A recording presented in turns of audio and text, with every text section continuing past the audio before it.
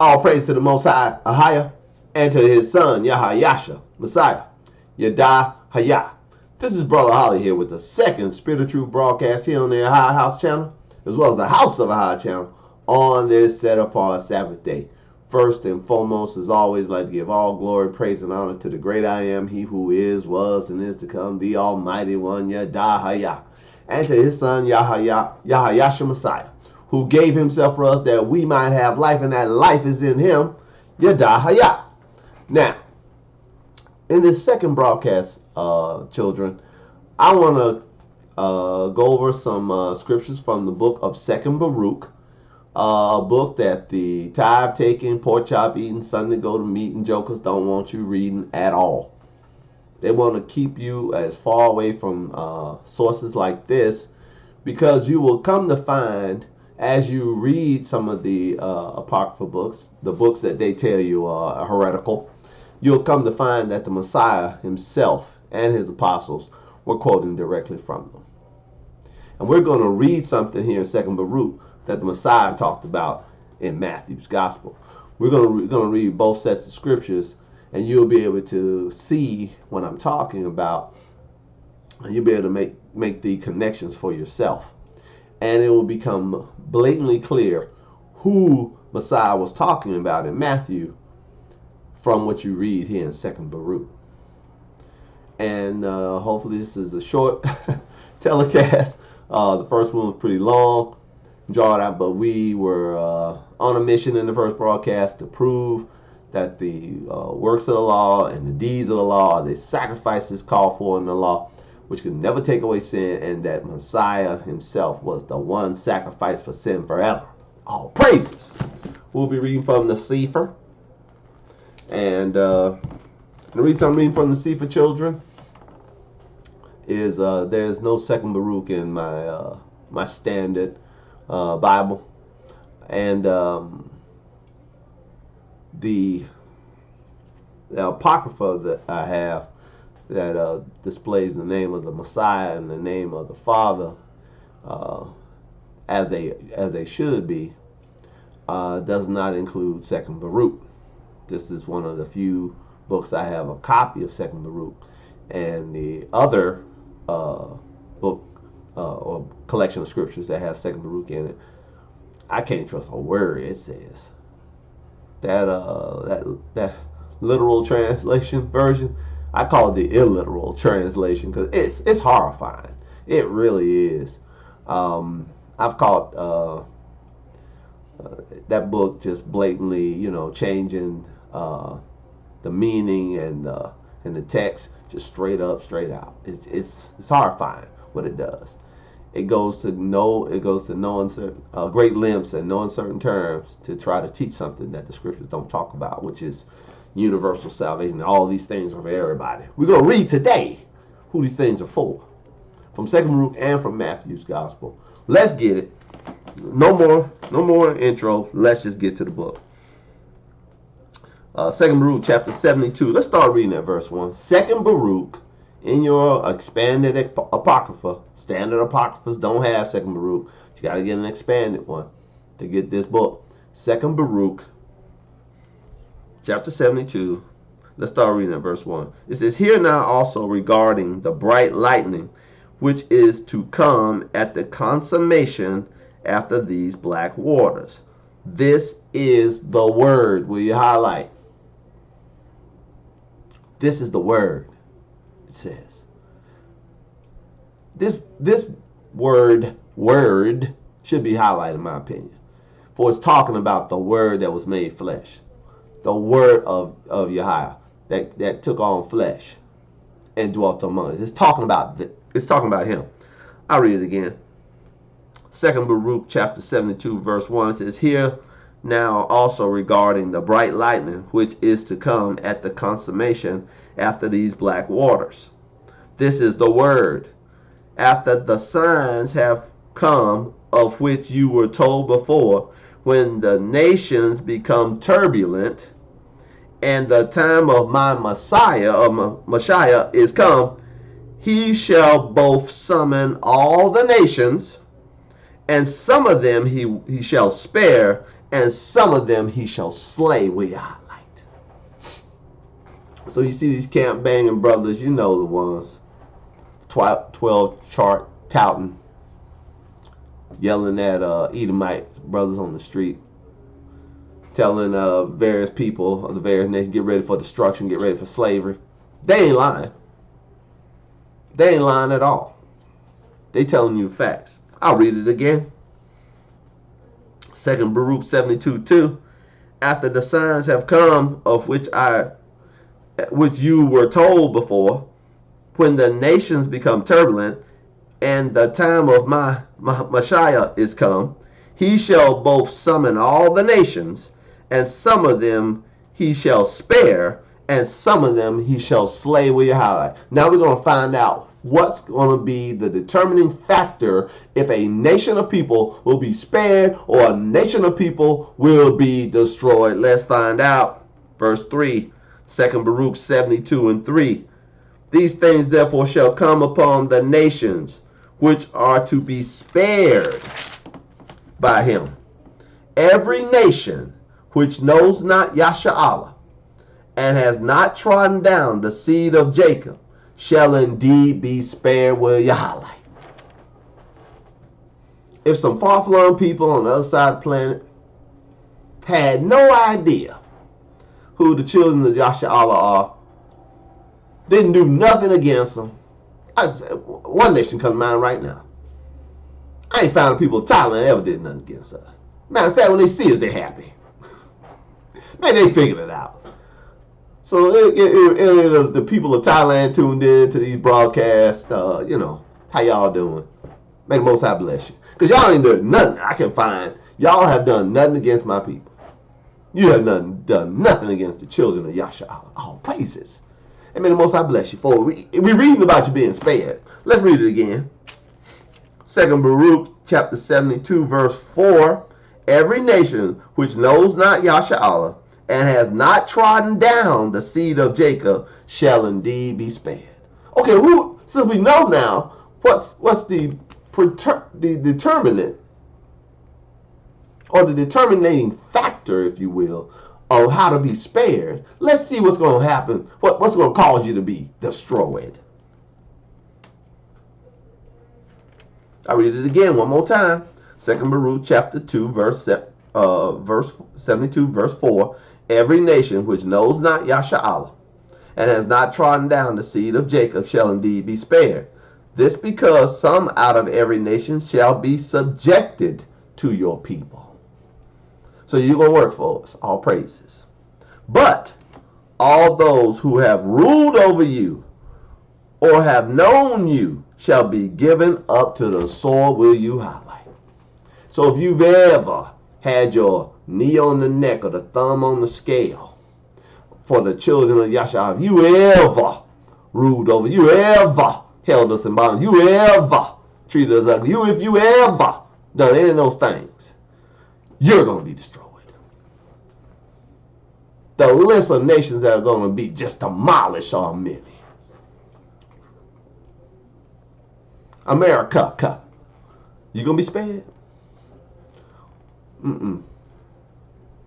No, dog, you ain't going to be spared. What about them folks over in the land right now? Are they going to be spared? Absolutely not. They just said one of their leaders in their make-believe government said recently the greatest threat to them is the awakening of the Hebrews. You ain't lying. Why? Let's read it again. 2 Baruch chapter 72 verse 6. But all those who have ruled over you or have known you shall be given up to the sword will you highlight. When Messiah come back, he's going to gather all the nations. And those who didn't know Yasha'Allah or didn't do anything crossways to us, he's going to spare them. He's going to spare them for servitude. But those nations that knew who we were or have held us captive, done something to us, he's going to destroy you. All of Europe gone. All South America gone. All of North America, gone. Gone. Gone. Most of them, all the Middle East gone. Yeah, you might as well just say it plain. All the Middle East gone. Most of Africa, gone. Gone. There's going to be few left, if any. It might be a few representatives from all these countries who are spared for servitude. It says right here you're going to be spared to be our servant. I'll read that part because you might have missed it. 2 BARUK chapter 72 verse 4. Every nation which knows not Yasha and has not trodden down the seed of Jacob shall indeed be spared. This because some out of every nation shall be subjected to your people. Oh, praises. So if you're subjected to us, you work for us. You're in our rulership. All the friends of Yasha Allah are just going to be servants. Ain't so bad, man. We peaceful people to begin with. Oh, praises. Let's find out what them stiff-necked heathens going to happen. What's going to happen to them? Verse 6 again, 2 BARUK 72:6. But all those who have ruled over you or have known you shall be given up to the sword. Highlight, underline that. And it said earlier in this chapter, this is going to happen when Messiah separates the nations. Let's read that part. 2 BARUK 72:2. After the signs have come of which you were told before, when the nations become turbulent and the time of my Messiah is come, he shall both summon all the nations, and some of them he shall spare, and some of them he shall slay. Will you highlight? So either you're spared or you're destroyed. He ain't making no deals with you, no side deals. Let's get it from the Messiah. Let's see the Messiah quoting this. Turn over to Matthew's Gospel. Oh, praises. Here we got the Messiah. Now you know. Now you have it on good report. Here the Messiah is quoting 2 BARUK in the Apocrypha.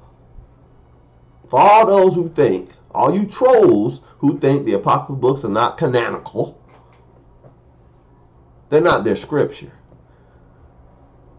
We here at Ahayah's house and House for High denounce the canonicalization of the Hebraic scriptures. No heathen can tell me or any of us what is right and what is wrong from the scriptures. You're a heathen. Know your role, stay in your lane. You can do what you want with Homer's Odyssey. Don't touch the Hebrew scriptures. Leave them alone. You've already got your Greek Septuagint. You already got your Greek New Testament. You already got these things. You Greeked it up, created you a Messiah. And you call him by an acronym to justify everyone saying universal salvation. That's the JESUS. Yo, Jesus. Yeah, your Jesus is an idol you created, heathen. You worship him all you want. You pray to him all you want. He's an idol, heathen. He's not Yahayasha. He's not Yahayashah. He's not the son of the highest. He's an idol you created to worship. And I, for one, am fine with you worshiping an idol.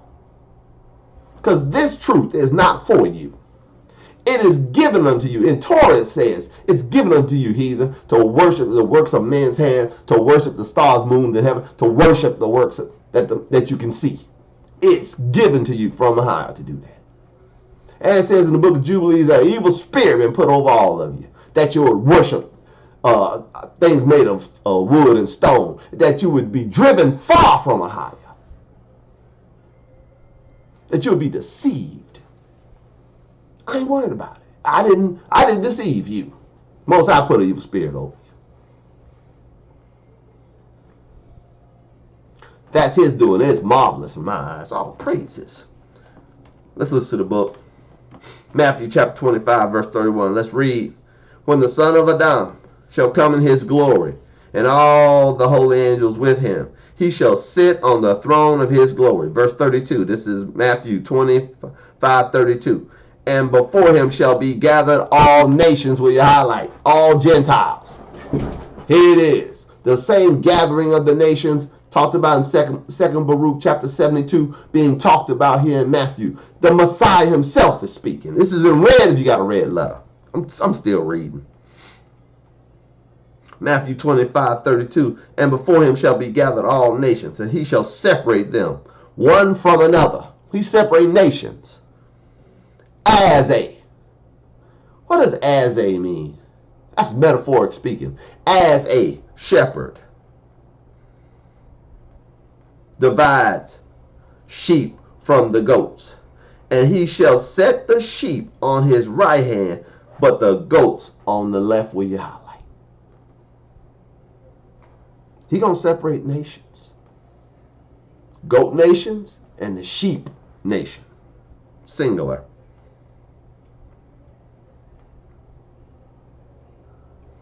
Then shall the king say to them on his right hand, Come, ye blessed of my father, inherit the kingdom prepared for you from the foundation of the world.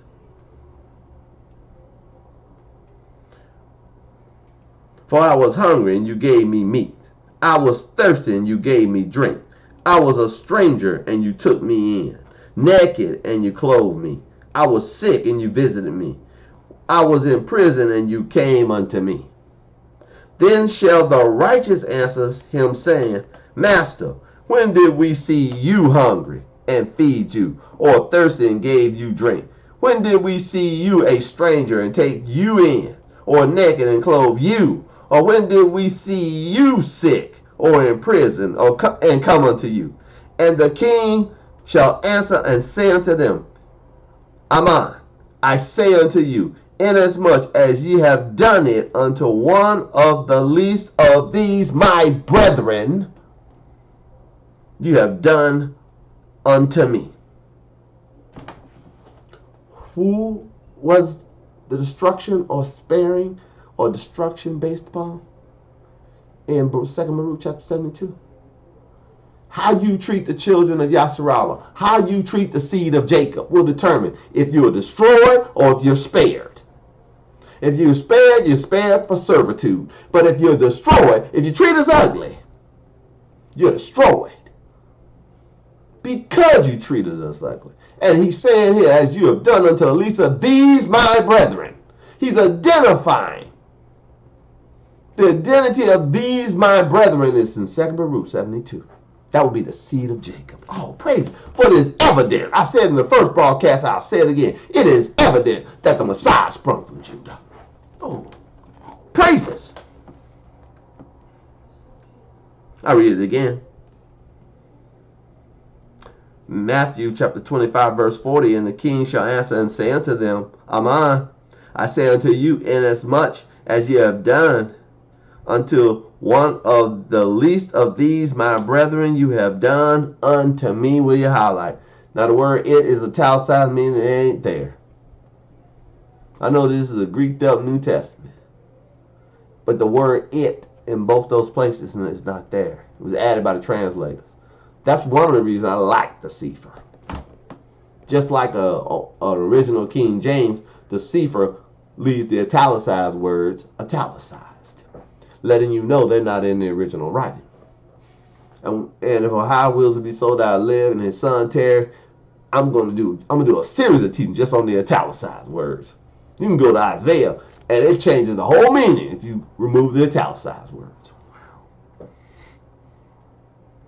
No one of these heathen believe that they got a part in this. The italicized word didn't deceive them.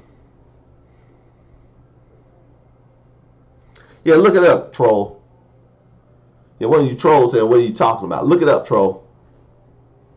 I heard in my spirit, one of you trolls out there said, oh, what are you talking about? Italicized words. Look it up, troll. Italicized words in King James Bible. Look it up.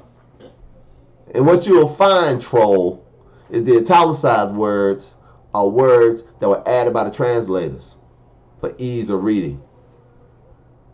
That's what you'll find. They're not in the underlying source documents. Let's continue. I ain't mad at you, troll. I'm really not. I ain't mad at none of you. We just reading the book.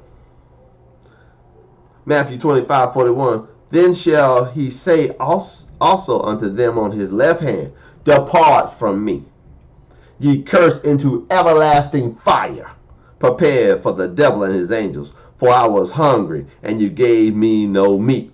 I was thirsty, and you gave me no drink.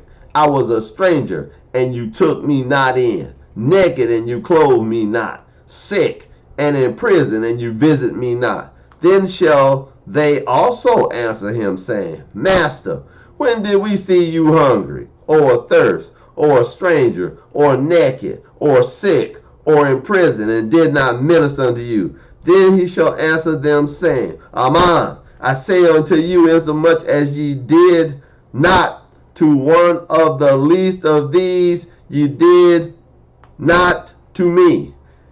And these shall go away into everlasting punishment, but the righteous into life eternal. Will you highlight? Wait a minute, Brother Holly. Wait a minute. Did you just read the words of the Messiah saying that your good works lead you to eternal life?